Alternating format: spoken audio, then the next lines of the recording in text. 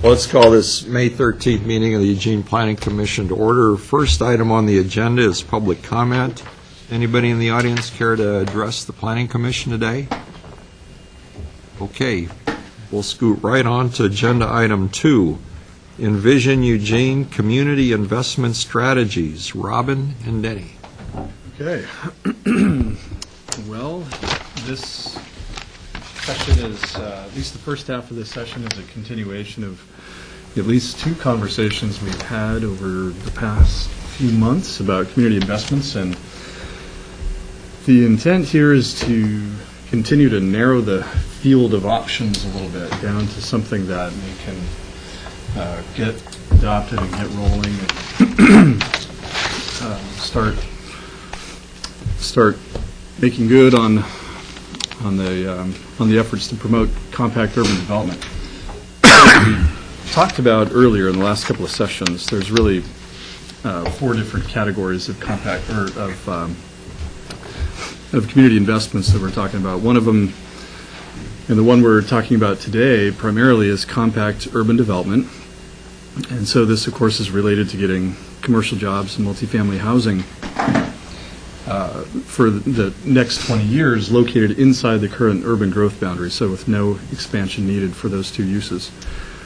There's also some investments for single-family housing options, for affordable housing, and for economic prosperity. And those are separate conversations, and so we won't necessarily be getting into those here today. And there were no attachments on this agenda, and part of the reason is that things are coming together pretty quickly. Mostly the conversation right now is happening around MUPTE, or the multi-unit property tax exemption. And as everyone knows, the City Council is engaged in a conversation right now about potentially making changes to that. That discussion we'll have really over the second half of the meeting. So for the first 40 minutes or so, we'll talk a little bit about the broader spectrum of potential tools in the toolkit for incentivizing compact urban development. And then we'll talk more specifically about MUPTE, and Denny has some information to share with us, and we'll get into that a little later.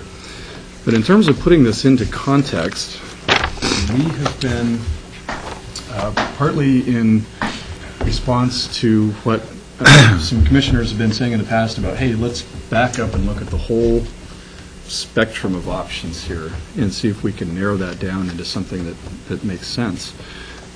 And what I want to share with you now is what we're calling a community investment tool evaluation matrix, and this is really just a tool that we've been using internally to try to understand what the field of option is, to sort it out a little bit. And so I'm going to pass out some copies here. There are 5 of this. Yeah. Do you have any for the audience, Robin? I might have a couple extras. Oh, here. I don't know if we'll pass these around. Shoot one over to Carolyn.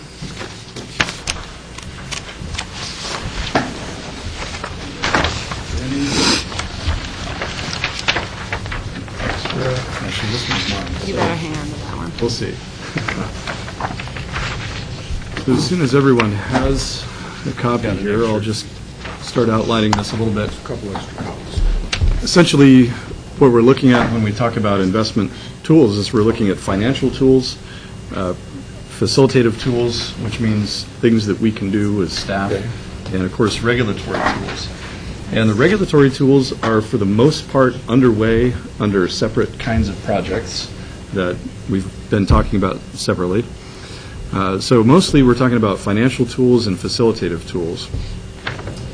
And the type is pretty small here, and I don't expect everybody to read through this and grok it all in an instant. But one thing I do want to point out is that we have several criteria across the top here.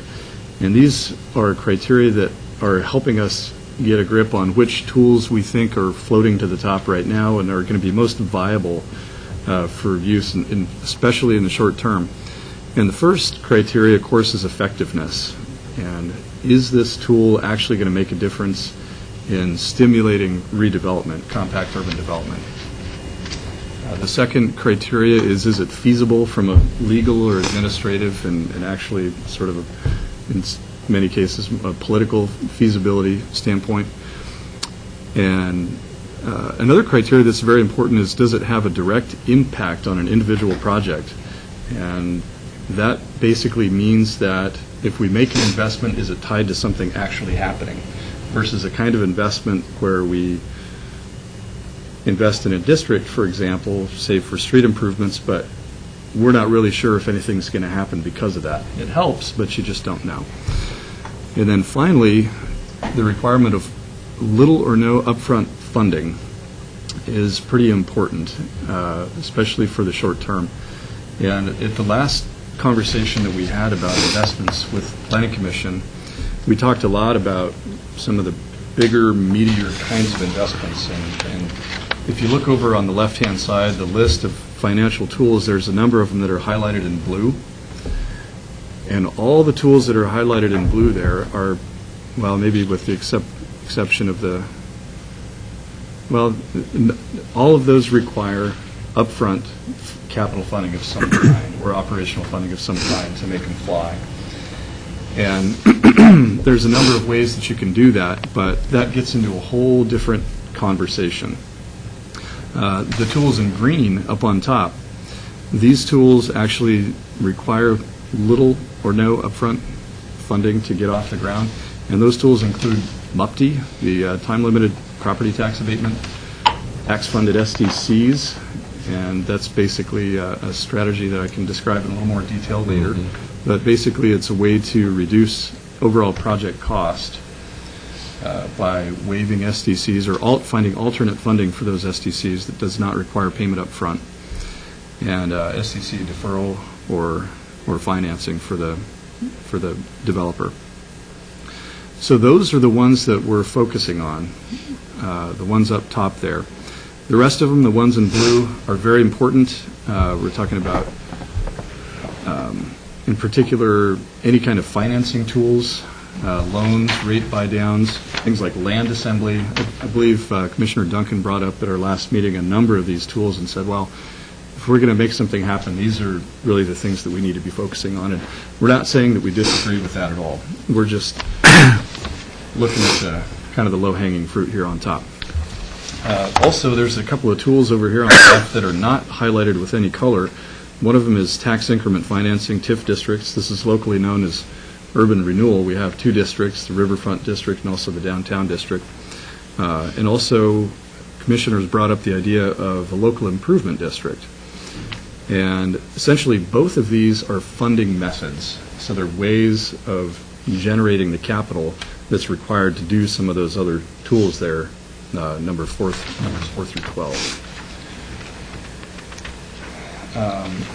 And of course, facilitative tools down below are mostly things that can be done at a staff level to try to help projects along.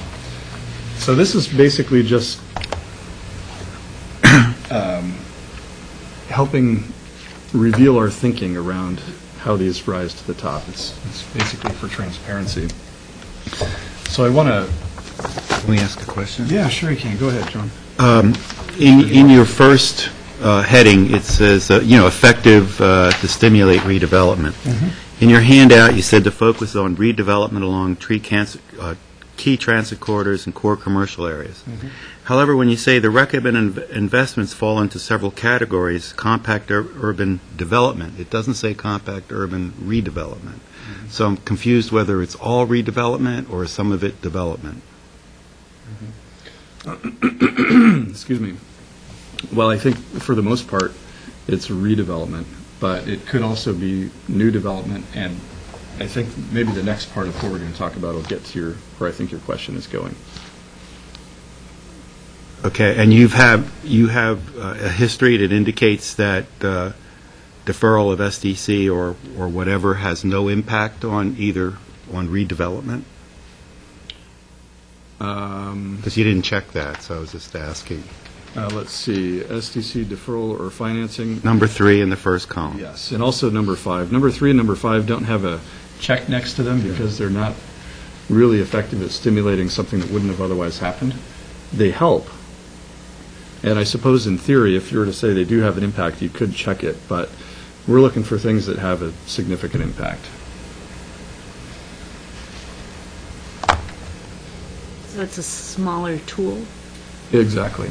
Yes, the impact of the tool is not as significant as some of the other ones. I think a lot of times there's credits available for, if there's existing infrastructure buildings, you get credits, STC credits, so the impact is not as large if you're redeveloping versus if you're building new. Steve? Yeah, I was going to follow up. I think given that we're talking about key transit corridors, it might be better maybe to call it urban redevelopment rather than development, because they've already developed. We don't have any key transit corridors that are, I think, in our matrix now that are what we call undeveloped. Just you could say, you could add on to it, extend it and say, including some possible, redevelopment, but I think that would probably be better. I had a concern because one thing you said was that you thought short-term there would be pressure, there would be limitation on these financing tools. To me, I'm not certain it's just short-term. I can't see out, I don't know what you mean by short-term. Maybe we're talking about 2 years or 10 years, but it seems to me that there's going to be significant limitations on financing mechanisms, given the city's budget issues, which don't seem to be, they seem to be continuing to go in a certain direction, and they've already had a, if you look at over time, it's going in a very consistent direction, and even if it's stabilized, I don't know that we're going to all of a sudden, I just was concerned about that term. I think you might have to think it through and decide, well, this might be around for 10 years or 20 years.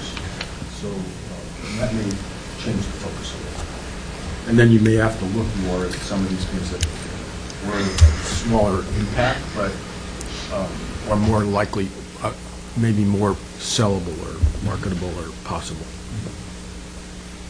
I've got myself in the queue, and then Bill, and then back to John. Robin, I just want to clarify. You said item 13, the tax increment financing, is a method of gaining revenues for some of these other projects, and specifically, do you mean 2 and 4, the tax-funded SDCs and the tax-funded permit fees? Actually, the tax-funded SDCs wouldn't require a revenue source. The tax-funded permit fees would, and the reason is that the staff time required to actually do the permit review needs to be paid somehow, and so that requires it could be reimbursed at some point later, but there needs to be a funding source up front to be able to pay for that. Yeah, but it does say under 2, city property taxes collected following the project development prioritized to reimburse the PDD. Correct. And the difference there is that the SDC program and the methodology used to determine SDC charges, which, by the way, this is all still in discussion in Public Works right now, so these are kind of working strategies here. It's essentially a 20-year capital improvement program.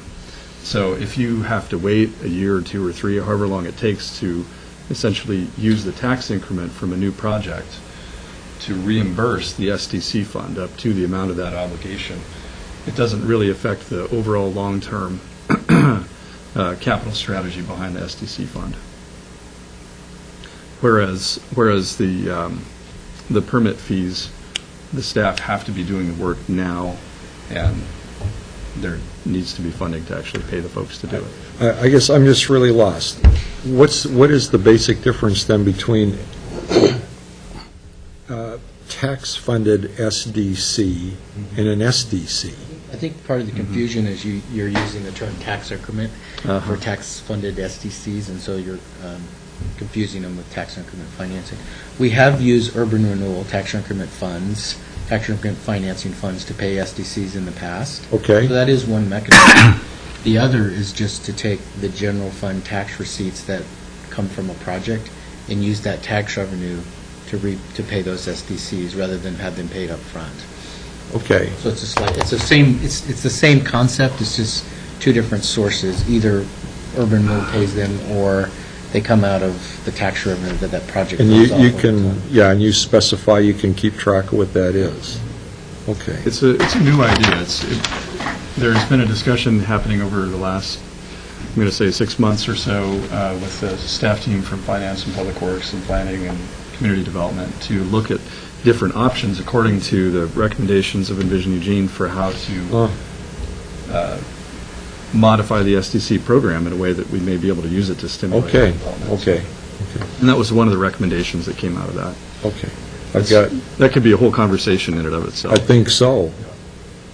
Bill? Well, then, Denny, you'd mentioned earlier about the SDC credits for previous development. Do those really fit into any of these categories, though? Those are- Because that's really, seems to me like that's something totally different than what we're talking about here. Yeah, it's yours by right, so if Right. you've already paid transportation SDCs and stormwater SDCs, if another building comes and those have already been paid, they get credits. So Okay, that's yeah. an existing- I just wanted to clarify that really doesn't fit into any of those categories. really. It's a, yeah, because that's been on for quite a while.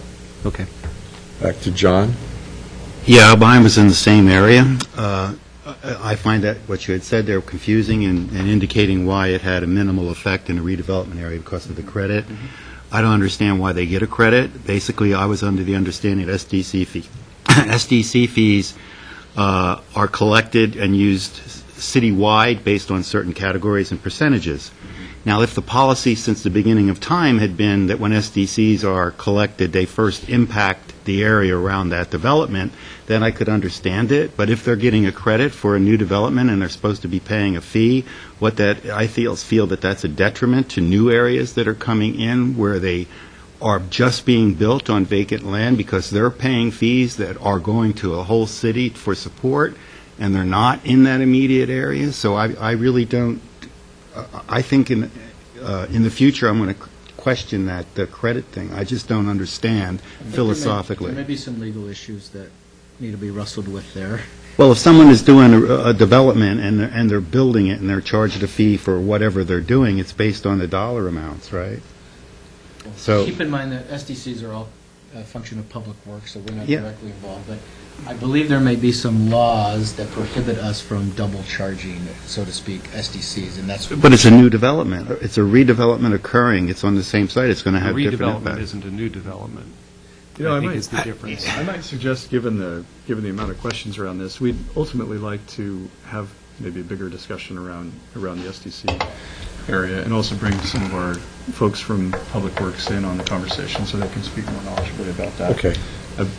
In a nutshell, John, though, every project has a certain amount of SDC obligations, and it's usually based on square footage of impervious area, for example, for stormwater, number of fixtures for wastewater, and a variety of other, there's a different methodology for each sector of SDCs. And essentially, what strategy number 2, the tax-funded SDCs does, it doesn't eliminate or modify the obligation of a project to pay the SDCs. The methodologies remain unchanged. It just finds an alternate way to fund it, is all it does. And so they're still being paid. I think John's question is a little bit more about the existing program and the existence Is that of it? credits. Yeah. They're two We different can things. uncover that. I don't have a Yeah. clear answer there. Yeah, okay. Steve? I was just going to try to elaborate for John, maybe. The classic thing is you had a house on site, and you already paid for 2 bathrooms, the wastewater. If you take the house down and build a new one with two bathrooms, you've already paid the cost for the hookup is already there. You've paid theoretically some cost for the trunk lines getting the sewage down and the water. So that's what they say, that's what they're talking about as a credit. It's not really a credit, it just means you wouldn't pay the same fee that was already paid for previously. I think that would be, credit is really a confusing term in that respect. But you're right, yes. Correct. And I'm hearing that that's different than what you're talking about here in numbers 2 and 3. That's correct. These are different ways of shifting those monies. Okay. So I'm going to pass another spreadsheet out, and this is really similar to what you've all seen last time.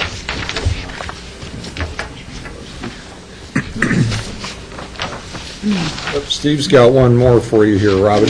Okay. It's not on this, but I just want to capture it just because, we may not get there. But back on the agenda item summary, you have the four bulleted items.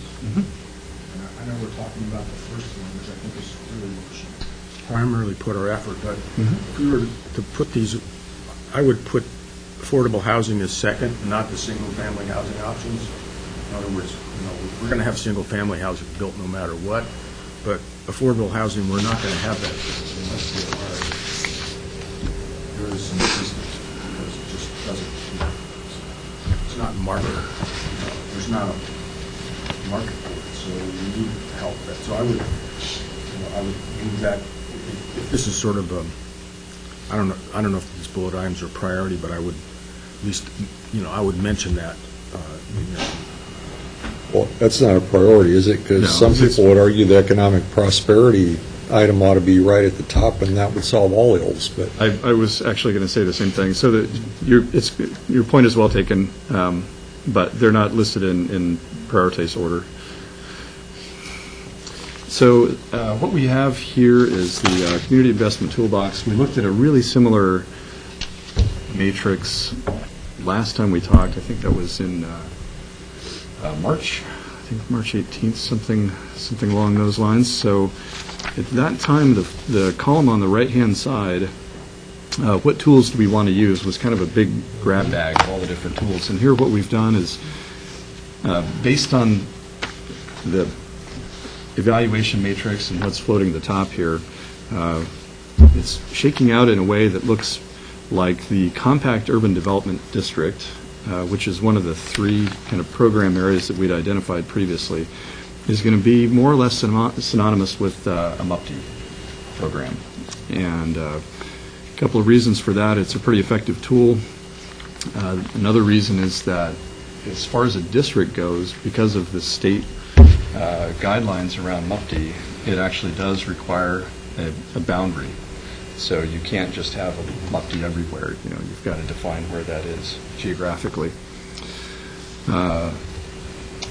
As far as and this ties in with a conversation around the investment tools that require upfront capital. All the blue items on the evaluation matrix really fall into the category of the Pioneer Project Redevelopment Partnership Program. This is a conversation that we expect to be happening at the council level at some point here coming up around urban renewal. Hasn't happened yet, so there's really not a whole lot we can say about that. But the Tax Increment Finance District, which is, again, locally known as urban renewal, is really the primary tool that we have for funding all of these things like loans and land assembly and all those big hitters. So we're just kind of setting that aside, but it looks like that program area is probably going to be synonymous with that unless we can come up with some other kind of funding options. And there are other options, they're just not really on the table yet. Yes? I was confused. Are you saying that MUPTI will be the first one? Yes. That was when you started to talk about the other one. Yep, correct. I didn't know what that was referring to. Yep.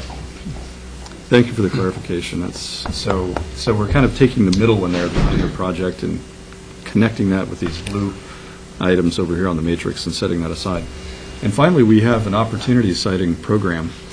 And the opportunity citing program, again, which we haven't discussed for a while, part of the reason was that there was a lot of really good work that went into this. We had to set it aside for the time being to make progress on Envision Eugene with the intent, and this is also embedded in the city manager's recommendations, that we pull that back out and take a look at it. And I think the time has come. very good. So we're dusting this off. And we also think that there may be an opportunity to give this program some legs. So one of the key features that was missing from the program previously was some kind of a financial tool to be connected with it. There were certainly facilitative tools that we could do. And it seems like, based on the matrix and based on some of the limitations in these other tools, this emerging idea of tax-funded SDCs looks like it could be the one for opportunity citing.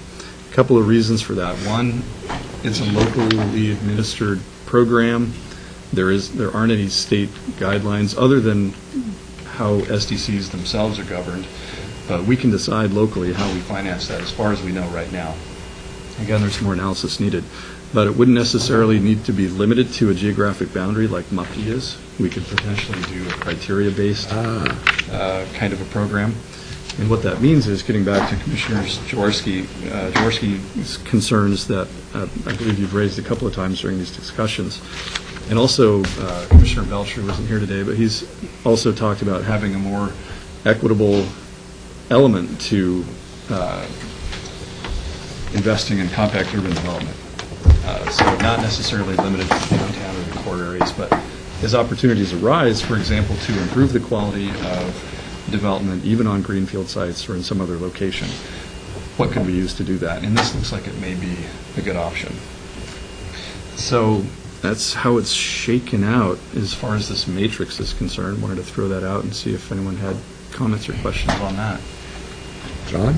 Yeah, I just had, when you indicate, you say one key goal to accommodate the 20-year growth is redevelopment.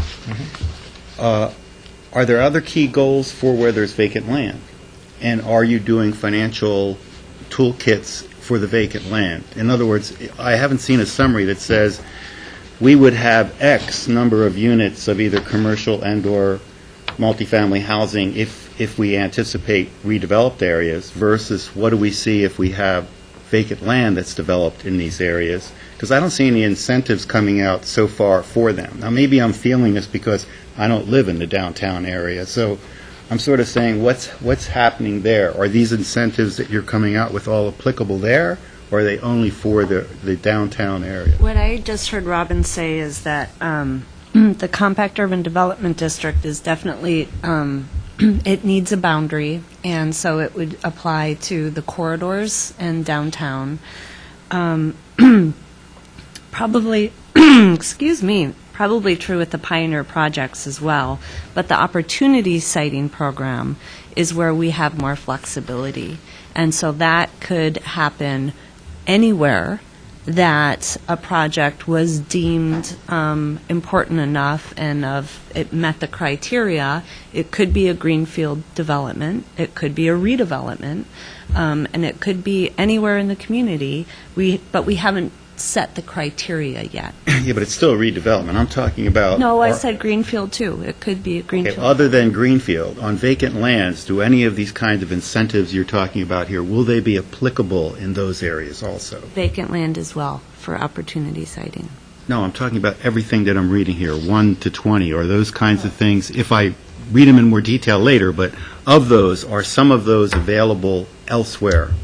Or are they just all targeted to the urban compact and transport? Well, the tool of tax-funded SDCs could be applied anywhere. So that's number 2 on that list. Okay. It's like number 2 and 3 both could apply for opportunity citing. Well, and also any of the facilitative tools theoretically. Absolutely, yes. And I would also say that items number 4 through 12, those could potentially apply anywhere as well if you had a funding source. Right. So right now, the only viable funding source that we can think of at the moment is the tax increment financing district to do that, and that has a boundary around it. So, but if there's alternate funding, and there are options there, then those can be expanded. Yeah, but it's going to come down, the criteria thing's going to be obviously real important here. I mean, when we're Absolutely. talking about, are we talking about compact urban redevelopment downtown or new development out in the suburban parts of town? And pretty soon you start exempting this project and that project, and which Every one project. don't you, yeah, I mean.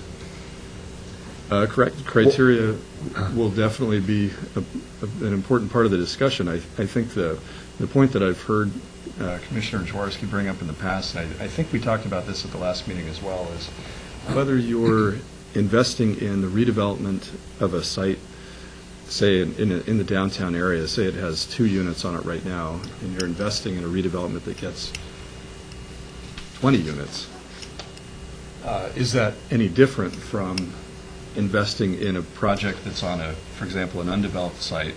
It would normally only be building at 10 units an acre and getting that to build at 20 or 30 units an acre. Okay. You're still increasing the amount of housing units you're getting over what would have happened normally. And that still goes towards meeting the community's goals of locating that inside the urban growth boundary. John, is that where you're headed with your greenfield development? With my what? With the greenfield development?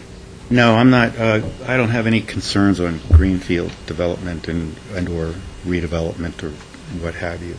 I'm just trying to see what's coming from some of these incentive programs for areas that, let's say, are outside the urban core.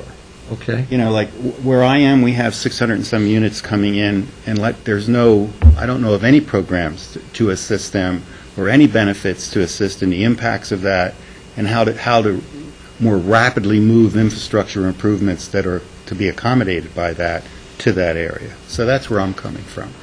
And every time something happens in the urban core that has all these benefits, it's coming from the general fund of the money of everybody in the city of Eugene.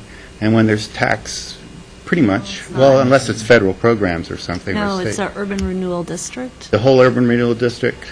So all the money coming from there just stays in the urban renewal district? Correct. Then maybe we need rural development districts where the money stays in there. So that's the way I would counter that. If I can just push a little bit further, based on what I've seen, your work with the Northeast Neighborhood Association, it appears you're identifying through the SNAP program a number of improvements that would make sense, like sidewalks along County Farm Road or crossings in certain areas on Crescent. Is that the kind of improvement that you see being perhaps funded by some of these incentive programs? Well, the first thing that I feel is that if in an area that's being built where it lacks current infrastructure and/or support services or mechanisms or amenities, that anything that comes from, let's say, SDC should stay there and do that first before it kicks into the rest of the kitty. I guess that's where I'm coming from initially. The impact of that development shouldn't say, like, well, it's going into here and you might get 4% of it back, which won't accommodate your needs. If this is going to have an impact of X and you're getting millions of dollars in SDC, it should go there and fix that area and accommodate it first before it just goes somewhere else. That's basically where I'm coming from. Because there's no other source that these people have to access to do that. Other than perhaps the CIP, getting it in the CIP. And that is how it's done. Things are prioritized on a citywide scale for SDC-funded improvements. They're not. No, I understand that, but to get it in that is very difficult, and when it's Get access to that process. and sometimes it's multi-year, and so you're sitting there with something that's happening now that you'd be lucky if in a couple of years you get it into something. So I just think that there has to be a better way if we're really going to be moving forward and creating this growth that we need to accommodate what Envision Eugene projected, that we ought to have quicker mechanisms to address that and build our communities as we're building our development so that they're more compatible and livable, rather than saying, well, we'll go back and fix that again in 5-10 years based on our current programs. Perhaps this is something that Fred McVeigh could help with, again, as Robin suggested, bringing some public works folks to talk about the SDC program in more depth. That might be a helpful discussion for us to have. Yeah. Okay. Steve? Just a couple of thoughts. To put it in perspective, I think one of the issues is that Commissioner Joyce was talking about is there's some new development in that part of town where there's lacking infrastructure. The problem is that's happened before, and so the problem is what you're trying to do, probably Public Works is trying to play catch up with things that didn't happened 10 years ago when something else went in. So there's a challenge there, and that's something to think about, where it's best to employ that, whether it makes sense to fix the older development or, try to make the new development fully work. Another irony to me is that, and this is sort of completely, it's related, but it's completely separate. What we have in the core and, the near term, the neighborhoods in the core is, for the most part, development that goes in there tries to maximize density, for the most part. I mean, within reason. Now, obviously, they don't want to sacrifice if they need parking, because that's what the market demands, they'll provide it. But what you have in some of the less urban parts of, the parts of town, is that developers go in there and they tend to minimize density because, I don't know, maybe that's what the market favors, who's purchasing it or whatever. I'm not sure. So we have like an irony in that in one area you want to, you're really already getting, for the most part, maximized development, and what you want to do is add amenities or features or whatever. In the other area, you'd really like to push up the density. So it's sort of like completely, there's a dichotomy there, and obviously that doesn't exist completely, but that's an interesting way of thinking about the challenge that you have. And that in some areas, West University, South University, we don't have to do anything about maximizing density. The market, they're doing that. In fact, sometimes they're doing a little over-the-top 5-bedroom units that will come back to haunt. But in other areas, they're just doing the opposite. And we need to think about, those are different problems and different ways you want to incentivize the development or make it better.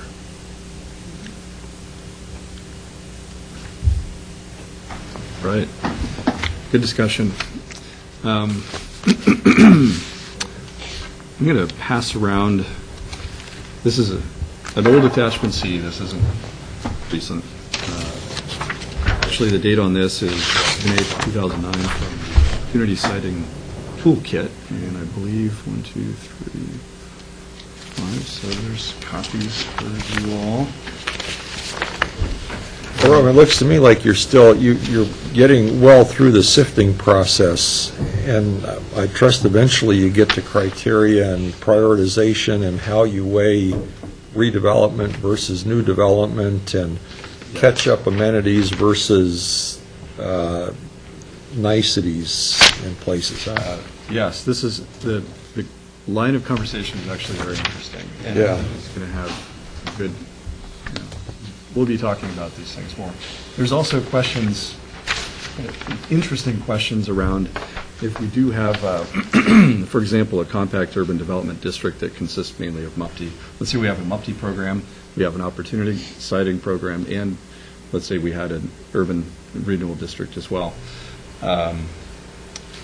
What does the overlap look like between the benefits of these three different program areas? And throw in an enterprise zone and exactly. So we haven't gotten down to that level of detail yet, but we'll be moving there. So the opportunity citing toolkit, and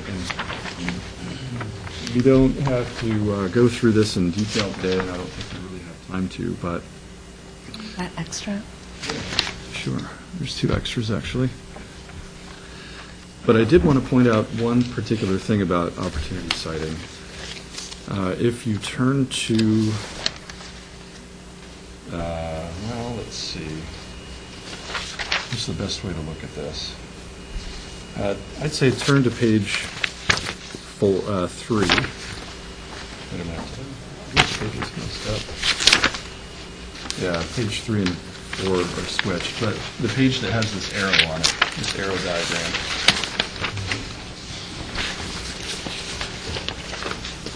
The way that opportunity citing was conceived is that there would be 2 different paths for getting a project going through opportunity citing.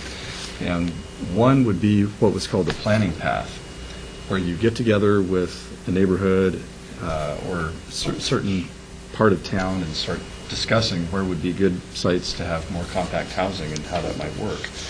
And through that process, identify a few locations that seem to work. Another path would be the site-specific planning path, where you could either have a neighborhood group or possibly a property owner or a developer cooperatively nominate a particular property and say, hey, we think this is a great opportunity. What can we do? How can we work together to make something happen here? Where I think that we're going to be going with this is that we'll be focusing on the site-specific planning path primarily. The area planning path, we have an area planning program, so since this has been developed, area planning has become more integral to how we think about envisioning parts of town, and so that is really pretty well taken care of, and there's a lot of other things that go into that, for example, form-based code or other public investments, that kind of thing. But the site-specific planning path really creates opportunities citywide that meet certain criteria for applying the list of incentives that go along with opportunity citing. So I just wanted to point that out. There are a number of other elements in here. For example, I think it's on page 2, there's some ideas and concepts in here that talk about minimum thresholds, citing considerations on that page, and then ultimately, I believe it's on page 7 here, there were also some ideas put forward about design principles and guidelines that would go along with creating projects that are compatible and work well. So those are some placeholders and ideas. It feels like it's a good starting point to kind of pick this up and start connecting it in with these tools. But my guess is we won't be able to just charge forward with it the way it is, that it's going to need a little bit of polish and a little revision based on what we've learned since the time this was created. And I think we'll be coming back to have conversations around what that looks like. Steve? Yeah, I wanted to slightly disagree with your comments regarding community planning and replacing the first methodology. Based upon South Willamette, that's not really the case. The site identified through, like, I'm using the example of JWN, which is the only group that's gone through this, So they went through and they identified, 32 specific sites, not a concept plan, but actually this property here, that's a garage, a derelict garage. It's not a heavy, it's not it's underutilized. So that's different than saying, okay, we've got this South Willamette plan, and this area we're going to say is compact housing. That's a very different concept of the way we do it now. They actually pinpointed specific properties that they said were, that would be suitable for opportunity citing, given their current use, that they're, underutilized, partially vacant, whatever, So I think that's different. Well, I agree with you. If you look at South Willamette as a special case, we actually asked the question, kind of pulled this out and inserted that into the process and said, hey, folks, as we're talking about opportunities and what we want to see in the community here in South Willamette, what are some sites that maybe make sense? And really the two sites that make sense, they're both owned by the school district. One of them is the Willard School site, and the current plans are that they won't be doing it, that'll be kept for a school. And then the other site is the Civic Stadium, which was intentionally left outside of the project area. I know some people disagree with that, because the school district had a process going for what to do with that particular site. The rest of South Willamette was pretty developed, and there weren't really any big opportunity sites forthcoming that people could identify. So it was kind of an anomaly, and my guess is that in other parts of town, there may be more sites identified, but we just didn't come up with any. Well, I kind of have to disagree, because what what would have happened if that were JWN? There would have been a lot of properties along Willamette Street that would have been pulled out as potential sites. I mean, it's not that they're empty, but it's just that in terms of what, could go on there, they're really not very intensively used, and, there may be some vacant land adjacent or whatever. In other words, it's not these aren't big sites. The whole point of opportunity siting was you wouldn't find acres. You'd find 0.25 acres or 0.4 or something. And so it's not something on like the scale of Willard School or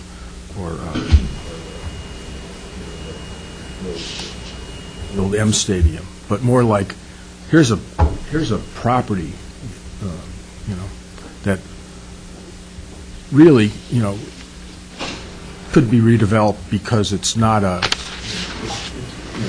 now the property may not ever get redeveloped because the owner may not be interested, but and you could think of a bunch of places if you walked up and down Willamette Street, for example, or some of the street,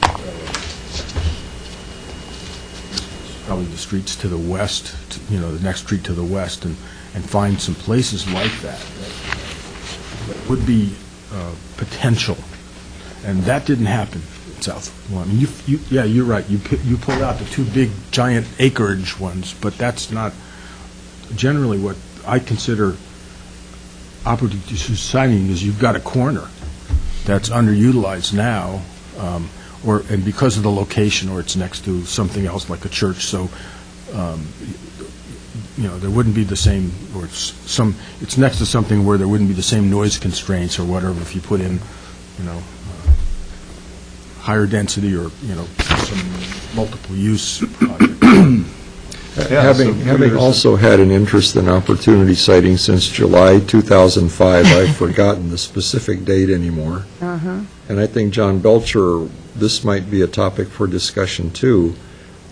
First, I don't recall that opportunity siting specified how large or small. It was site-specific, but it wasn't, I don't recall 0.25 acres or whatever the size of the school sites are. And I know this South Willamette came under some criticism when it was promoted as an opportunity site. Frankly, I saw it as fitting the definition of the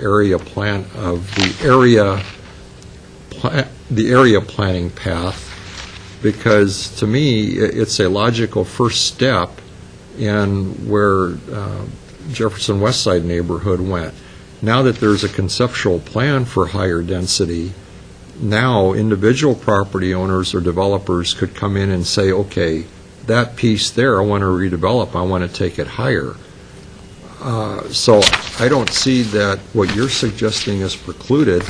I just think that under this format, opportunity siting has not been yet taken to the point where Jefferson Westside has gotten to. And I think the potential exists. And this lays out the conceptual schematic scheme for doing that in the future, and probably takes it a step ahead of even where Jaylen is. In my view, I don't see that it's a departure from what opportunity siting had in mind. It was a kind of a vague concept to begin with. The only thing that I recall is that it specifically has to do with opportunities to increase the density of residential development, not commercial or otherwise.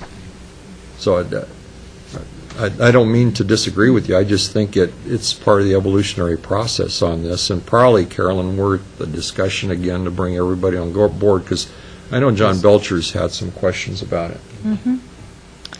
That's a good idea. And I'd be happy to come back and share institutional memory. Dating back 8 years. I appreciate your use of the term evolution, though. I think that's exactly what we have been doing with, taking the opportunity siting work, trying to integrate it with Envision Eugene and the concept of corridor development, and I appreciate Robin's kind of description. I don't think the area planning path goes away. I think that it just doesn't necessarily fall under the opportunity siting moniker anymore. But that the we would, in my opinion, for clarity, kind of use the site-specific planning path as the opportunity citing program, whereas area planning is kind of its own Sure. thing. But is there overlap between the two? Absolutely. But see, area planning, as it's occurred in South Willamette and Walnut Station and the Eweb Riverfront, now provides the opportunity for the site-specific option to occur. It could occur there or elsewhere. Yeah, it could, but the framework, if you wanted to do this in John's part of town, on an area that isn't as planned for redevelopment now as South Willamette and Eweb and Walnut Station are, I think that's a step behind where the area planning has occurred for opportunity siting. I agree with you to a certain extent, but the way I envisioned, I think, because I was involved with the ICS at the time that, in parallel with the site. Oh, yeah, okay, you were ICS, okay, you were, okay. Yeah, so I was involved from the Yep. beginning, too. The thing I that thought you were on OS with The me. thing Okay. the reason I say it's a little different beast is that the point of, and maybe this is a moot issue, but the point is that you could come into a South Willamette area and propose something that would be higher density than would be allowed. Yep. That includes what's even allowed in your new conceptual plan. Because of the specific locations and the specifics of that particular site, the neighborhood and the community around it felt that that would work, even though it exceeds the existing density allowed. Now, obviously, if we change it, if we upzone the whole area, it may not be needed anymore because now we're allowing it everywhere. So that's the distinction that I make. You could actually, go, and of course, we never really worked out exactly how that would happen if it had, it would probably have to be a zone, a site-specific zone change. Right. And that was the issue. That was how do you affect it to occur? And it's the siting considerations that try to identify where opportunity siting could occur.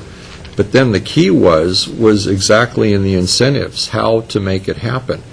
How do you get past having to not get past, but how do you get through more quickly, for example, a planning amendment and zone change if you needed that? Could it be just staff assistance? Could we put that permit at the beginning of the line of the queue? Could staff do a lot of the upfront work? Could you reduce the fees, the permit fees, and then all these other incentives, waive the SDCs, provide capital improvements, whatever it was? It was the implementation part. Once somebody identified an opportunity site that fit these criteria, then how do we incentivize it to get it done? That was the whole thing about trying to achieve higher density, and that was pre-Envision Eugene. So now that we have all these other goals about compact urban development, and we're doing Walnut Station and the Eweb Riverfront and South Willamette, we're kind of, term I use is OS is kind of becoming OBE'd, overcome by events, because Envision Eugene is passing it in many ways. But I still think there's a way to integrate it, and that's part of the program. Anyway. We're getting sidetracked. So. Well, I don't know that we are. Yeah, it's a great discussion, and it's something that we've been wrestling with as staff, kind of trying to figure out how this does evolve over time. Yep. So appreciate it. Well, then, continuing it on that, we need to Okay. sort of work out I think of a good example is OBO, okay? Okay? All right? Obviously, from a neighborhood perspective, in the middle of the block wasn't very good, but obviously if it was on Hilliard Street, Okay? then you could have made a strong case that you would support the upzoning. Yep. right? Yep. And so that would be an example. We have a mechanism. We went through a zone change, a site-specific zone change in the middle of the block, but it could have been on an arterial, right? And then we would have been applying our criteria. If our criteria is to try to densify on corridors or whatever, And the thing about opportunity siting would have been to try to have avoided the LUBA appeal. Right. So you sit down with the community, come to terms, everybody agrees, and it's a very neighborhood-oriented process. Both of them, both ways are.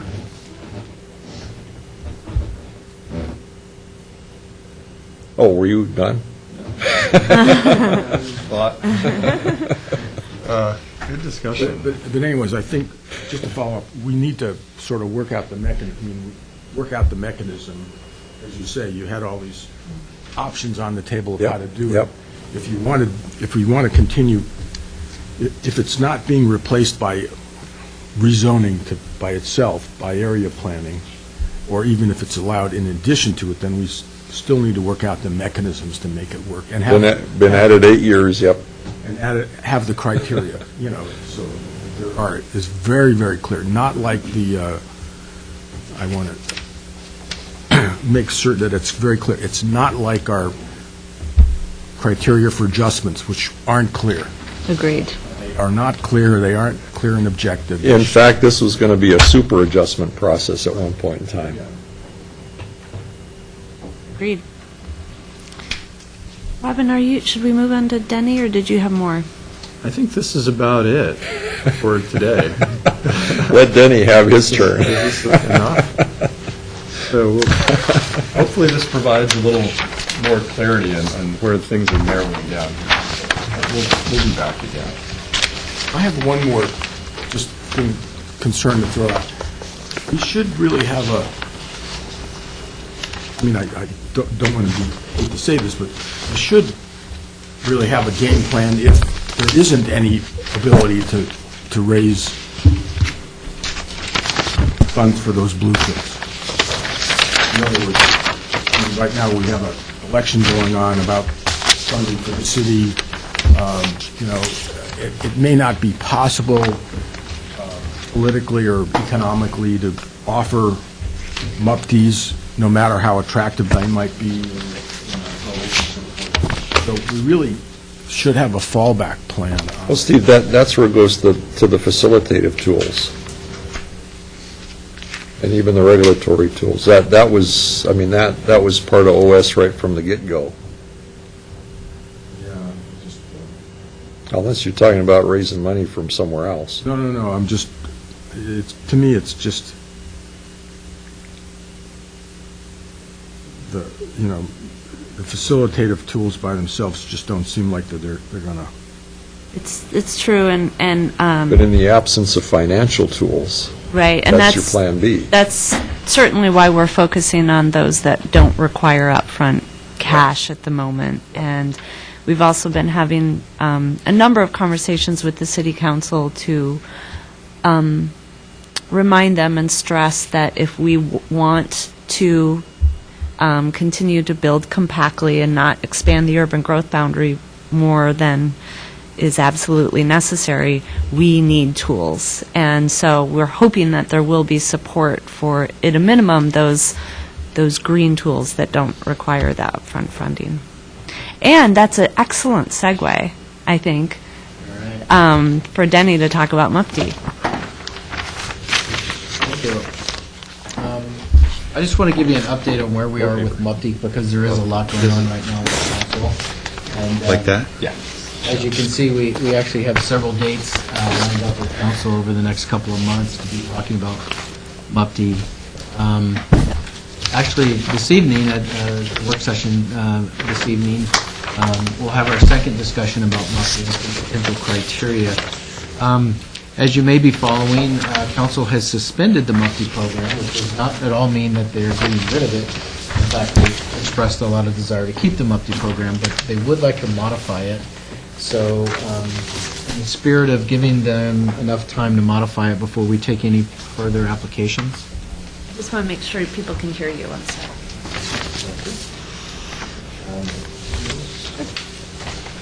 Again, so that they give themselves some time to modify the program, they suspended it until now the end of July. Originally that was end of June, but they are in the process of doing a new ordinance to extend that suspension to the end of July. just to give them a little bit more time to go through really some complex array of criteria. At the first meeting, we got some feedback from council, and what we tried to do is kind of condense their input that they gave us into some potential criteria, and that's the white attachment that I send out. Really, we've put them into 3 separate categories for council, and I'm going to go through all these really quickly. But basically, the 3 categories are minimum threshold criteria, which would be MUPTE criteria that would absolutely be required for you to be eligible. Additional public benefit criteria would be criteria that we would use to provide an enhancement to that. So maybe there's some scalability of the tax exemption based on the level of public benefit that a project provides, and that's kind of where that additional public benefit criteria would come into play. And then there's some other program considerations that kind of aren't criteria, but they have relate to boundary and program volume. Again, what I'd like to do is maybe just go through these in the spirit of time. Maybe if I can just get through all of them before we have a discussion, that might be helpful, because it's kind of, there's a lot of different things to talk about, and there's some complexity here. I would also note that each one of the criteria starts with an objective, if you look at the attachment, and what we really tried to do is align any criteria that we have with a clear objective of what the public benefit is. Most of this, is you'll see, is directly related to Envision Eugene, the Envision Eugene pillars, and implementing Envision Eugene, so there's a lot of consistency there. I'm going to start with things that, again, we heard from council. I just want to be clear that these aren't necessarily recommendations yet. These are just kind of spitting back what we heard from council and then giving them an opportunity to look at this and give us some directions on some various options. I'm going to start with minimum threshold criteria. Again, this would be program-related criteria that would be necessary in order for you to even be eligible for the project.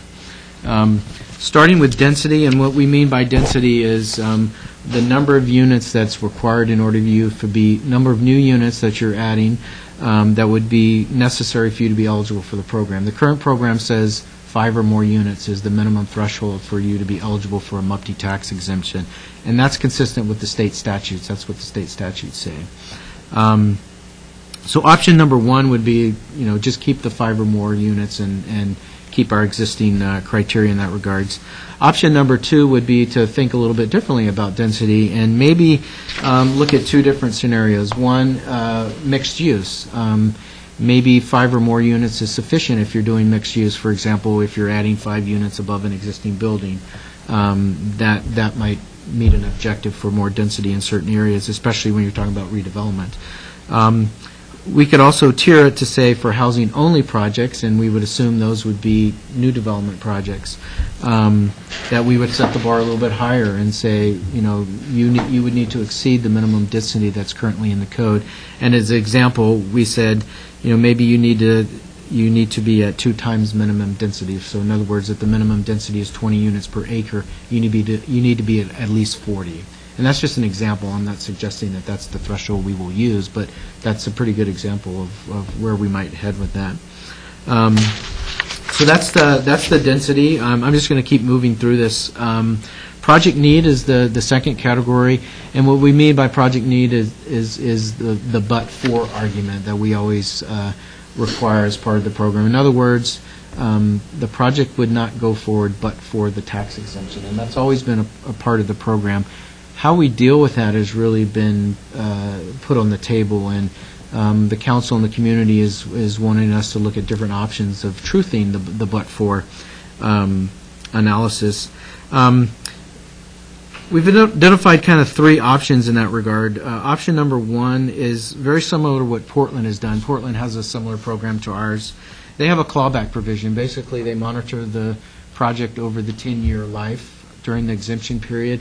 And at the end of that tax exemption, if the overall rate of return actually exceeds a cap, and in their case that rate of return is 10%, so if the overall project return over that 10-year period exceeds 10%, they basically require some repayment of part of that tax exemption based on a formula. And that repayment is shared amongst the developer. city in that case. So we could do something like that in our program. Option number 2, well, first I would just note that doing the 10-year clawback, it's complicated. Real estate deals tend to be complicated, and we've had some recent experience. For example, looking at Broadway Place, we had a similar revenue sharing provision in the Broadway Place agreement, because when we granted them the air rights to build on top of the parking garage, we said we would share any revenue over a 9% rate of return in that case. Getting 10 years worth of financial statements, in this case 12 years of financial statements, and try to determine with precision whether or not they owe us some payment or not is very complicated. How you treat, management of properties, especially if you own multiple properties, how you treat facility capital reserves and fund those as part of your operating expenses. It's a lot easier said than done, I would just say, this whole clawback concept. But we could do it. Portland has that provision. I just note that they haven't received any payments. They haven't received any payments under their clawback provision in their multi-project is what it's called. And I think part of that is it's complicated, and I think there's a lot of ways that financial costs, they might accelerate some maintenance on the property, for example, and expense that as a way to keep the return at a cap. I mean, there's a lot of ways that they probably could utilize that. Option number 2 would be a little bit different in that we would do we already do an analysis up front, a review of the financial performance and so forth. But in this case, maybe we would utilize some expertise. We would have a panel, like a review panel, that would help us go through financial performers and so forth. And in that case, the tax exemption could be scaled or tiered based on what that pro forma and that projection tells us. For example, if the project return is expected to increase over time, maybe we shorten the tax exemption, and it's scaled based on kind of a more thorough upfront analysis of that project. Option 3 is a little bit of a variation, is that we would collect financial information from all of the projects on an annual basis, not really with the expectation that we would claw back or return some of the excess return, but that we would use it to educate ourselves and the community about how those projects are performing. And then some expert panel again, or some citizen panel, could review how the program's performing on the aggregate, and then make some adjustments. For example, if there's a market area that's performing really well, maybe MUFTI should be shifted out of that area and shifted somewhere else where there's a greater need. So there's some variations under project need. Green building is also something that Council has expressed a lot of interest in. These are pretty straightforward. I think Council has an expectation that we have a menu of green building standards that must be met as a kind of a minimum threshold, maybe starting kind of at a silver level, for example. A variation would be that it's not necessarily required, but there's some extra consideration or greater benefit if you do provide it. Affordable housing is also one of the things that Council has expressed a lot of interest in. It's one of the more challenging things we're dealing with in this program as far as how to find a way to make it work.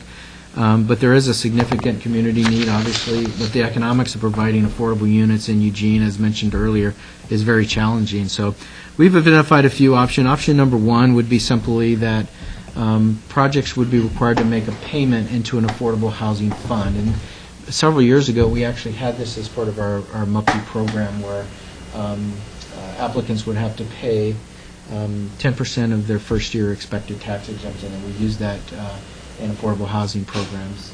I believe some of that, for example, went into our land bank program. We used that to buy sites that were later developed for affordable housing. Option 2 and option 3 are very similar to what Portland has done in their program. They have a requirement that 20% of the units are affordable to households at 60% median household income. And again, as we previously mentioned, that might be difficult to do in Eugene without compromising the financial feasibility of the project.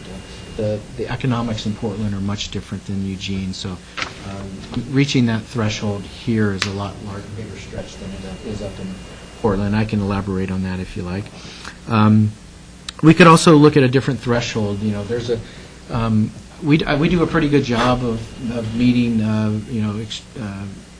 highly affordable units, in other words, at 60% of median income or lower. Downtown, we have the Aurora project, we have Westtown. The gap right now is kind of in that 80% median income up to 100%. There's just not many products that are meeting that threshold. So maybe we could adjust the monthly program to try to get some of those units that are kind of in that 80 to 100% income range. And then there's, hybrids, they could be either you make a payment or you meet affordability, provide a certain number of units as affordable units, and you have an option to do either. Financial reporting is another thing that we've heard a lot about, is because we don't require any kind of submission of financial statements in the program after they're approved. So we could do that. We could collect financial statements. They could be reviewed by staff. Again, we could create a panel whose charge would be to review those annual financial statements. There would be some special cases where some investors will not want financial statements disclosed, so we might have some alternative paths where if you don't want to disclose your financial statement because you have an institutional investor who doesn't allow that, maybe you shorten the exemption or you make a payment in lieu of that financial reporting. Neighborhood contact's always been a part of MUPTE program. I think that one's pretty straightforward. We would obviously continue that as a requirement. Before you're approved, you have to go out and talk to the neighborhood and get their input on the project. I'm going to skip application fee because it's not really relevant to this work here. Moving on to additional public benefits. So this would be criteria that not necessarily required, but could kind of help you work your way up to maybe some greater benefits if you met those criteria. Starting with local hiring, Council had a lot of interest in attaching, MUPTE projects to local hiring. In other words, if we're going to provide some incentive for those projects, then that should be returned in the form of some local hiring. One of the things we could do is actually set a threshold. For example, you have to be at least 50% local hires as part of the project. Make that part of the criteria. The other is that they would submit a plan up front to say how they're going to meet that local hiring requirement, and we could use that to somehow gauge their commitment to local hiring. Moving on to housing type. Some examples of the public benefit criteria that we might use for housing type. We'd give some greater consideration for home ownership, which we'd be trying to encourage. The design of the units, more family-styled units, 1 and 2 bedrooms, versus, quads that you might find, for example, in student housing. Inclusion of affordable units as part of the project would also obviously be a housing type that we would be wanting to encourage. Location is also a consideration. Obviously, there might be some areas that would be a higher target area, a higher level of priority, maybe downtown, for example, economically disadvantaged areas, so they get more consideration, for example, if they're in a low-income neighborhood. And then project features, inclusion of open space, higher quality materials, design excellence, how they treat parking, all of those things are kind of project features that you might give some extra consideration on. The other two issues are not necessarily criteria, but they're other program considerations. One of the things is the boundary, and I think that's something that the Planning Commission will likely take some interest in. The existing boundary is basically the downtown plan boundary here, and it's a relatively small boundary. It's less than 1% of the city limits, less than I think it's about a half square mile. So option one would be just to kind of continue the MUPTE program in the downtown plan boundary only. Another option would be extend it incrementally. For example, Train Song, South Willamette, Walnut Station might be areas that you might start the MUPTE expansion as kind of an incremental approach. The third option would be more related to Envision Eugene, focused along corridors, commercial centers, downtown, and basically take MUPTE along all of those fingers. And so, we'll be casting those options to council for some feedback, and your input would be important as well. I just note that Portland, actually, this is their multi-program, which is the MUPTE equivalent. And this kind of looks exactly like where we're headed with Envision Eugene, focused along corridors from commercial centers and downtown. Their monthly equivalent includes downtown, which is the largest kind of blue area there along the river, but they've also focused their tax exemption program, you can see, along the corridors in commercial centers throughout the city. I think about 11% of their city limits are within their multi-boundary, and just by comparison, again, we have about 1% currently. And I can't remember the square miles, but it's like 17 square miles. We have about half a square mile. So they've been fairly aggressive in how they've applied. Multi is what? It's the multi-unit limited tax exemption, which is authorized under the state statutes. They just call it something different. Limited tax, okay. Different acronym. Yeah. So the other program consideration was program volume. Some of the counselors have an interest in somehow capping the activity. I think that's something that they've learned from Portland. Portland has capped their volume. They basically offer $1 million worth of exemptions every year, and developers compete for that, access to that $1 million. So it's kind of capped every year. The volume is capped. They have a lot more competition than we do, obviously, so there's maybe a need to do that. So that would be one option. There is also a concept about a rolling cap, meaning once we get to a certain number of tax exemptions, a certain dollar volume, we basically shut the program down until some other projects came onto the tax rolls, and then that would open the program back up. There's some issues with that because new development is sensitive as far as timing, so shutting the program down for periods doesn't necessarily mean anything's going to get built if a project's ready to go. And long-term, it may mean that we're just delaying any new construction of new units. Because if you assume the but-for is relevant, then that would really just delay new units. The other option, I think that where we would favor is cap the number of units versus any dollar amount. So we have a 1,600 unit need, multifamily need, and maybe that volume of monthly projects is somehow related to our goal for creating new units, and when we get to that number, then we would readdress whether monthly is necessary or not. So, that's what we're talking about this evening. Bill, you want to start? Sure. I have, I think, 3, if I'm counting these right. On the green building, I guess maybe it's just a comment or a suggestion that you could set perhaps either LEED or Earth Advantage Silver as the minimum, and then tier the gold and platinum ratings to give additional points for the public benefit. So that might be something to take a look at and consider.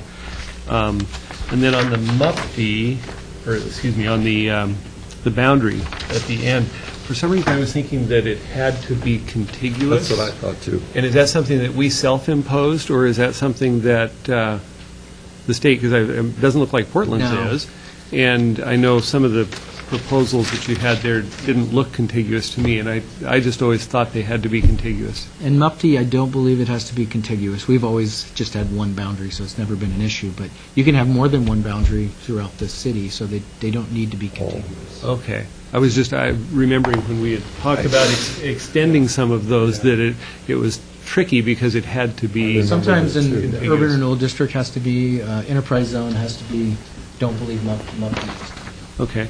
And then I think my third and last one is under the financial reporting, it seems to me that if the option, I think it was option 3 you talked about as far as the financial disclosure not available because of institutional investors or whatever, it seems to me that if they're receiving a public benefit from this, that financial disclosure should be required just for accountability. That would be my thought. I think that's it. Okay. John? I had 2. Commissioner Randall covered one of them. I, too, agree that financial reporting, if they don't want to disclose, I feel they shouldn't be eligible for MUPD. As simple as that, because that's a critical issue in determining whether or not they're eligible. My other question is there was no mention here on, for lack of a better term, flipping. If the original applicant within a year or 2 sells the property, what happens? Is it a new application? because the new investor coming in might have totally different financing, totally different everything. So how does that work? Or do they lose the MUPTI if they do? No, actually, it's under the statutes, it's transferable to the buyer. It's transferable, but then is it re-reviewed? Yes, you said? No. Currently, once the project's approved, it moves forward and it gets the 10-year tax exemption. I would recommend that it be considered for reviewed, because at that point in time, financing and every other arrangement could be totally, totally different.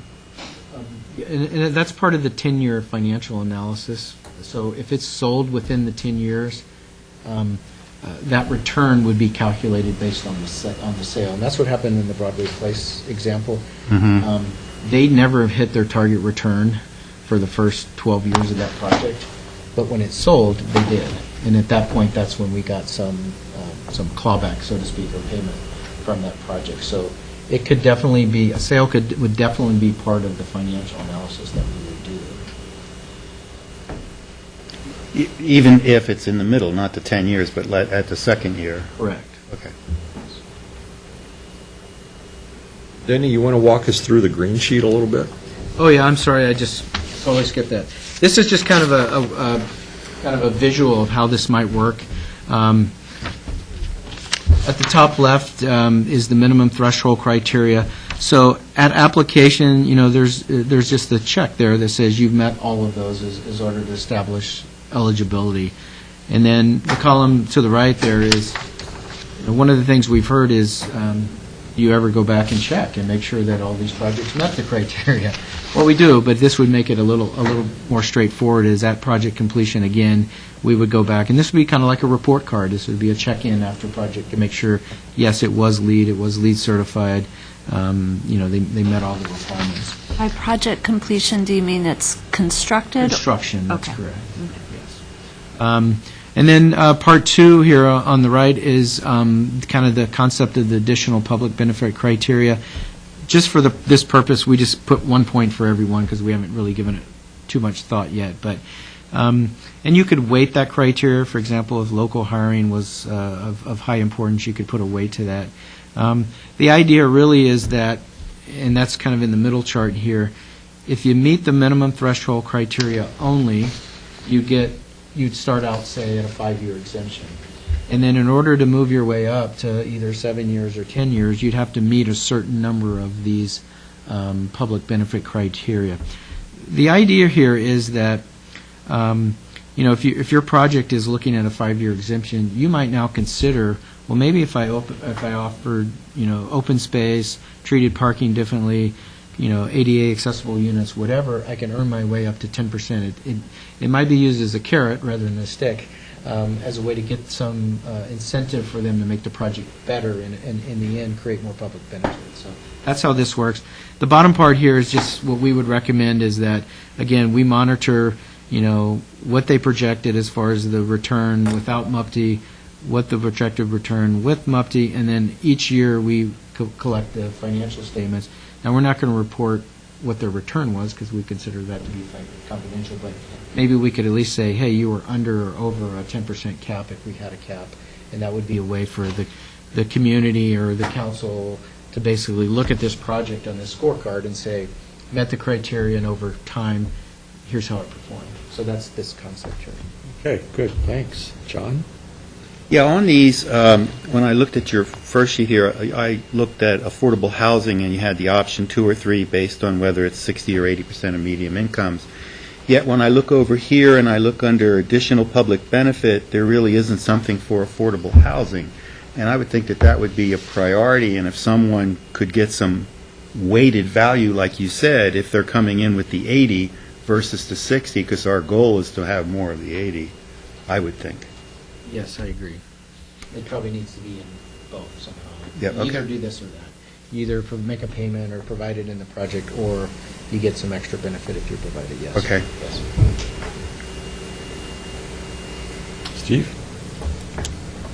Yeah, I wanted to appreciate Commissioner George's comment about the housing.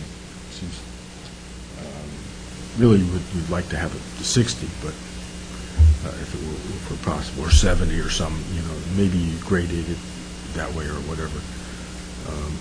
One comment about the density, sometimes people throw out an example and it becomes I would suggest that you make sure that density is like half, no more than half between the minimum and the maximum.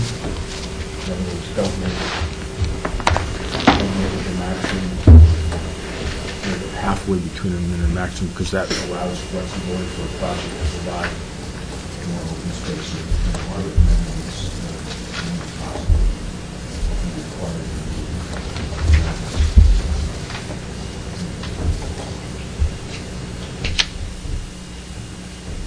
And then I think that's, I also agree that it probably makes sense to require some kind of reporting financially, no matter what, because you really would like, if they are getting a public benefit, then you may not get an accurate financial statement, which I think is the problem. That's the problem over here, where they put in that they were going to borrow money at 6%, right, and they really borrowed money at 2%. And I don't know what your financial statement's going to show when you get it, whether it's going to show that they really borrowed the money at 2%, or they just projected it out as if they borrowed it at 6%. I think the issue with that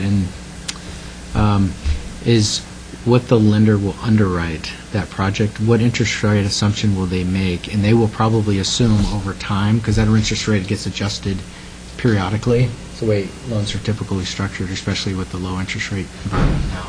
They're usually reviewed at 3 years or 5 years, and so they might underwrite it at 5% or 6%, assuming that over time the interest rates will go up. The interest rate they might get on day one might be less than that.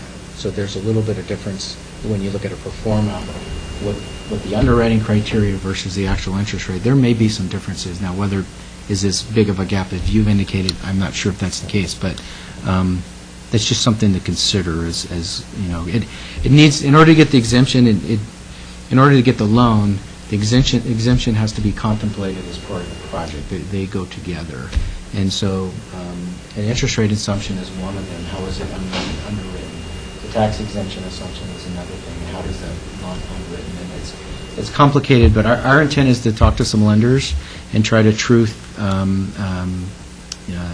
some of the expectations that we would see in multifamily projects. And Then I've got myself in. I had one more thing, too, and that was related to the neighborhood input, which I didn't really see in the green sheet. So,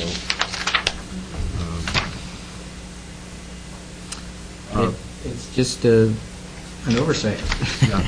So anyway, just add that, but also from our perspective, from Westerly's perspective, we understood why the MUPTI program was terminated in our neighborhood, but from a neighborhood perspective, it really gave us an entree to change projects, and we were able to change projects. I can cite examples where our input changed significantly from our point of view, approved projects. 17th and Pearl is a classic example. They're going to be 5 stories on 5 feet away or 7 feet away from a historic structure, and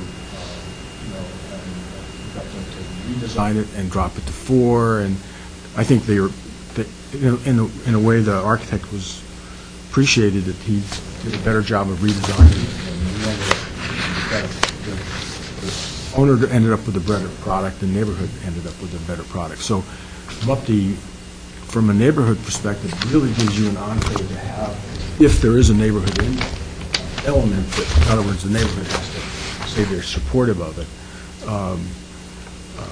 really allows the neighborhood to have a very positive impact on developments and make some significant changes, very often to the better, because they are familiar with they're much more familiar with the environment. You can think of the student housing project over here, and we had a conversation just recently with a project where they're going to basically take out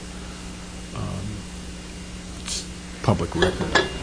We have some staff working on it, but like 12th and Patterson, there's a 4 or 5 story medical building they're going to take out, and build a very high, from our point of view, one of the best housing projects we've seen in a long time in terms of, high density and in terms of amenities. And they, even though they had flushed a lot of it out, the communication, even though it didn't, they just had an interest in talking to us. We suggested some things that, they're already planning to make some minor changes. So I really think that's really valuable to the community. Because we're more familiar on the ground. Denny, I think I read in the Register Guard, maybe 3 weeks ago or so, I think it was in the Register Guard, there was an analysis, I don't know if they were talking about, it was about the Capstone project and that development, but there was a box inserted that I believe summarized a number of projects, the taxes that were foregone during the 10-year period, and then the projection for what the return would be. And we were talking with Robin earlier about this. Generally speaking, is anybody questioning the value, the worth, the merit of the MUPTE process to enhancing both density as well as deriving more tax revenue for the city? No, I think the only, and I think part of the reason why we're looking at MUPTE today, or council's taken a break from or suspended the program, is this kind of the student housing phenomenon. I think there's some, valid discussion about whether or not MUPTE still needs to be there to support student housing, because that's a different market. Yeah. I don't think there's any, question about, some of the downtown projects. Steve Masters brought some new housing units downtown. Clearly, those would not have gone forward without MUPTE. Broadway Place, High Street Terrace, the Tate. I don't think there's any question that this has been a really, really great tool to get that outcome. I think when you start to get out into the student housing, it changes the discussion a little bit. Yeah, sure. Okay. John?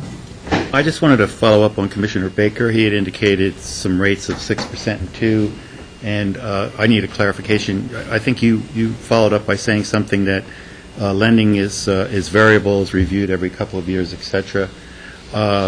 Were you just restricting yourself to private lending? Because it was my understanding, unless that has changed, is that HUD funding is fixed for the term. I'm trying to think. I don't believe there's any MUPTE projects that have had HUD funding. Okay. HUD funding would typically be 40-year. They do have a product, and I think this is what you're referring to. They have a market rate financing product.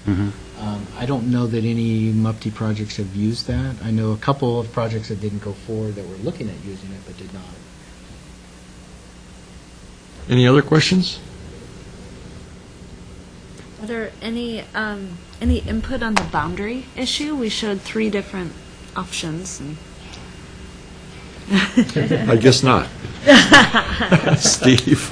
I think it makes more sense to follow the envision G rather than just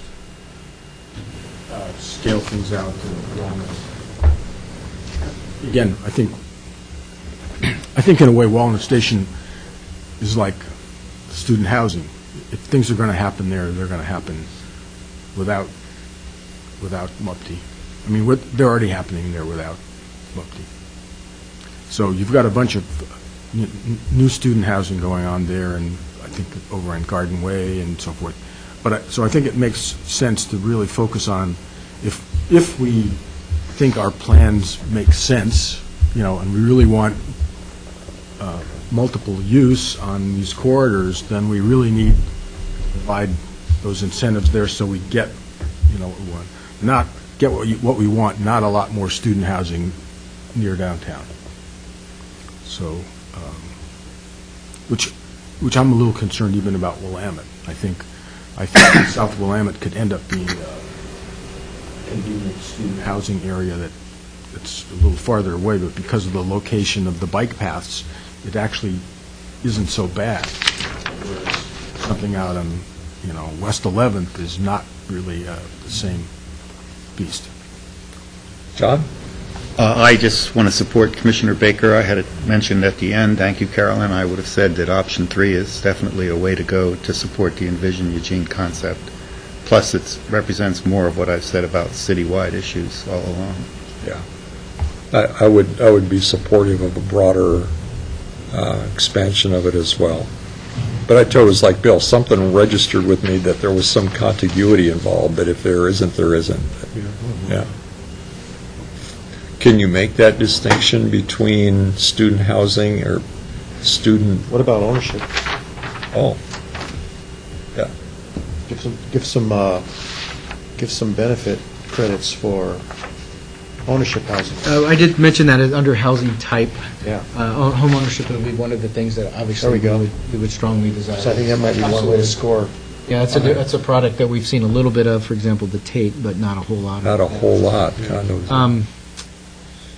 I'm sorry, the previous question. How you, can you differentiate between student Yeah, housing and not? we brought that up with council, and interestingly, there wasn't a whole lot of discussion at the council level about student housing, which was a little surprising, but the question really is, what do you mean when you say student housing? Yeah, Is it the form that you're talking about, for example, these quad kind Yeah. of 4-unit? yeah. Is it the people living there, or is it the location? You know, it's presumed to be student housing maybe because of its proximity to the university, or it's presumed to be student housing because of the form. It's quads, for example, or in some cases, it's actually programmed to be student housing. You know, downtown, for example, if someone built apartments and students live there, I don't think that's a bad outcome. You know, we want more people downtown, and we want more density downtown. We want more young, creative energy downtown. You know, the product that Dan Neal built, the Pearl, those are apartments, and they're 80% students, but there's also the 20% that aren't students that live there. Is that student housing? You know, it really begs for a definition. I would argue it's mostly about form. Kind of units, whether they're easily adaptable to, you know, Bedrooms non-students. versus dwelling units. Right. The whole Steve? Yeah, I want to follow up on that, too. I don't know how, I don't think it's that easy to differentiate, but I know what the goal you don't want to create, and that is, you don't want to create a monoculture, because that's where you have a problem. We have, again, you know, my neighborhood, we have long-term problems that make it more difficult for other people, that 20% to stay there. Now, in the Pearl, that's very, you know, there's on-site management, and it's a very professionally run project, and it was designed differently. They're mostly small units. They aren't 4s, they're mostly 2s. That makes a big difference. So, but because of that, they don't quite have a monoculture, and they make certain that because of that, you don't have the side effects, the unplanned and often unpleasant side effects. Because, you know, in my neighborhood now, I might wear earplugs to go to sleep at night, starting on Wednesday night, because there's parties, and you get tired of calling every night of the week, and there's trash on the street all the time, and there's broken glass, and there's red cups every weekend, you know, everywhere. Broken picket fences, fortunately, we changed ours to metal, but it doesn't get broken. With big spikes. Just it's wrought iron, so you don't break them. But, you know, so there, you know, really, that's what you're trying to prevent. And I don't know how you do it, but really don't, you wanted, whether it's downtown or Western University, I really don't think you want to encourage it, because there are these side effects, and then people will walk around. I think one of the things you might consider is, if you assume students' housing is going to happen regardless, which it will, the real question is, where do we want it, and what density and what form do we want it? Do we want it in your neighborhood, or do we want it on a corridor that's not necessarily in the middle of a neighborhood? So MUPTI can maybe help direct that student housing where we want it in a more dense form, so that more isn't built scattered all around the neighborhood. It's a really important question that we have to figure out, rather than just say, no, we don't want student housing. Is there a way that we can protect neighborhood livability by focusing MUPTI outside of, you know, the immediate neighborhood, so that over time, it's focused along transit corridors where they can use the bus and use the services, and it's not directly in the neighborhood. And so I think that's a really important question. So, and again, maybe something to think about in this list for larger projects would be require on-site management for the minimum criteria. Because again, it's not sufficient for it to be located somewhere else. Without on-site management, then you have side effects. So I don't think you really want it on the corridors, a bunch of unmanaged projects. Maybe you have to live with that when you have 5 units, but if you have 50 units, then scale is different. John? Yeah, you had mentioned it in here as an example, and I almost felt it should have a higher weight, is the use of high-quality materials. I just kind of feel that, I won't state examples, but you don't want to have projects built that they're falling apart as the 10 years is coming to an end. I mean, you're putting these investments in the community for the long term. Hopefully they're there to stay. And another one that you had under public benefit was inclusion of open or gathering spaces available to the community as an example. I think that's a superb idea. I just watched a show last night on 10 buildings that influenced architecture, and one of them was in downtown New York, where they set the skyscraper back 200 feet and made that a public area, although it's valuable New York land. So I kind of feel that that's a kind of an interesting thing, because too many times you have open space, but it's restricted. So it's a multifamily unit that's almost like a gated community. So if it's available to the community, I think that's an excellent criteria. Bill? I'll just jump in on the student housing comments, and I think, Denny, you're right. I think it really needs to be, and actually will have to be, more form and location. And I liked what you said about perhaps encouraging that along the transit corridors in those areas, because we can't really say, well, you can't rent to students. And I mean, I think that's, we're in, you just can't do that. We actually love students. Yeah, well, we do. And I think it's the students that, or the people who, party and break glass and break fences that are the issue, which I think may end up sometimes being students, or largely being students, or in that culture. But I think, you can't not rent to students. You want to rent to students, but I think if we can keep that as an incentive, along the transit corridors and the form of the buildings, I think it does get back to the 5-bedroom apartments that Steve has mentioned before, and I think that's probably going to self-limit at some point if it hasn't already. But I think that's where I think a lot of the problems have come. Robin, Denny, thank you very much. Thank you. You got some direction, huh? Good. Carolyn, anything from staff? Just don't forget tomorrow evening. Tomorrow evening, 2 public hearings, beginning at 6 p.m. right here. That's correct. Downtown mixed-use development and stormwater update. Got it. There will be 4 of us. Just 4 of it, unless Rick is feeling better, but right now it looks like maybe 4. John Belcher and Steve Baker will be gone. Anything from the commission? See you tomorrow night. Meeting's adjourned.